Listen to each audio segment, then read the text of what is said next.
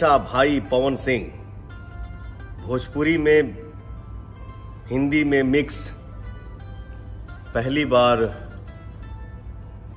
Viral Bhojpuri YouTube channel के माध्यम से हमार गाना आ रहल बा, जौने गाना की तो गाइज लहंगा लहक जाए पूरी तरह से हो चुका है तैयार रिलीजिंग के लिए। जी हाँ, जिसका रिलीजिंग डेट कल ही है, लेकिन गाने को लिखा कौन है, म्यूज़िक कौन दिया है और गाने में क्या क्या बवाल होने वाला है उसके बारे में थोड़ा सा डिस्कशन आपको करा देते हैं कि पावर स्टार पवन सिंह के साथ शिल्पी राज गाना गाई हैं। धीरज बबुआन का लिरिक्स है और गाने को VYRL म्यूज़िक से रिलीज़ किया जाएगा और म्यूज़िक सब गानों की तरह इस गाने में प्रियांशु सिंह ने दिया है और ये गाना का अनुमान है कि काफ़ी महंगे बजट पे शूट किया गया है। कुछ लोकेशन का वीडियो आपको दिखा रहा हूँ स्क्रीन पे जो कि चल रहा होगा। तो जी हाँ, गाने को वेनिटी वेन भी लाया है अच्छे से, जो कि फिल्मों में स्टारों को मिलता है इस गाने में मिला है।